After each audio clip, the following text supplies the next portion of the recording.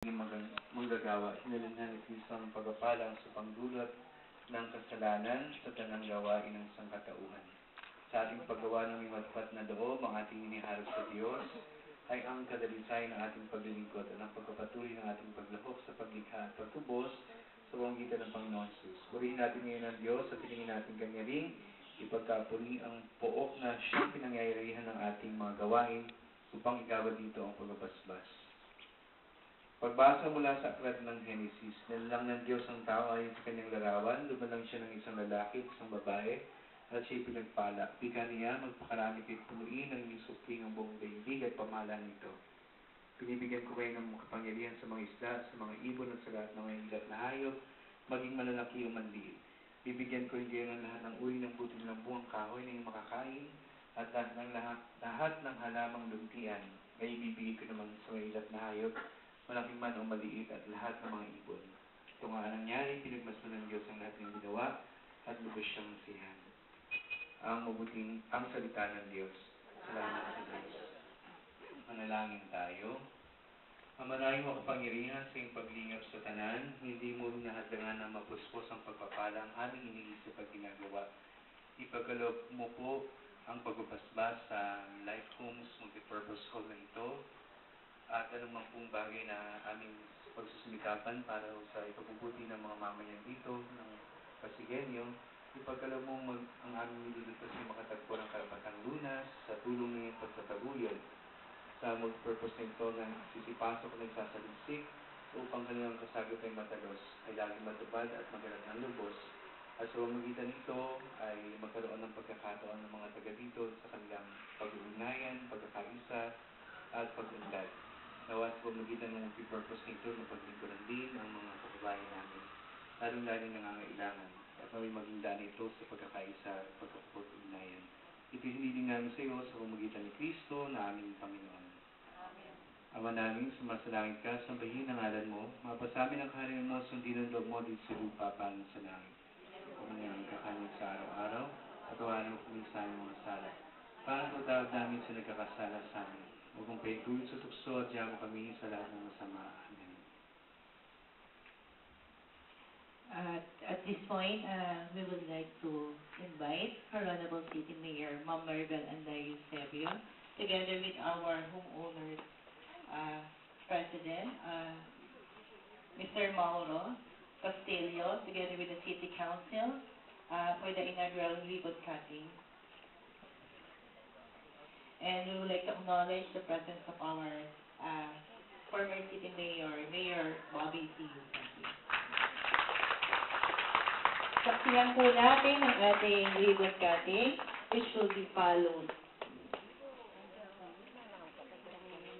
Very good.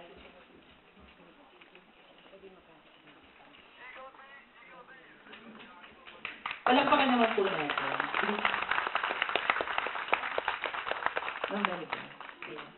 We will now give the inaugural symbolic gift, which will received by our homeowner president, Mr. Mauro Castillo, together with the City Council. Congratulations po. Thank you. And now we will unveil the marker.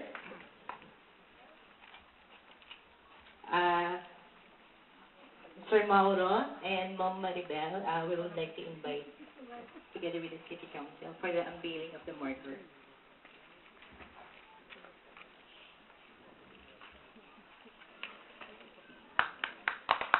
Republic of the Philippines, City Government of Pasig, construction of two-story multipurpose hall of Life Homes, Barangay Rosario, Pasig City.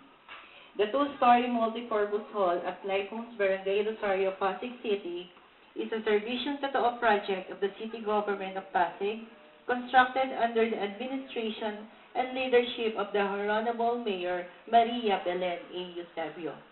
The edifice is primarily dedicated to the hard-working people of Barangay Rosario for the genuine and noble desire to provide a better life for their children.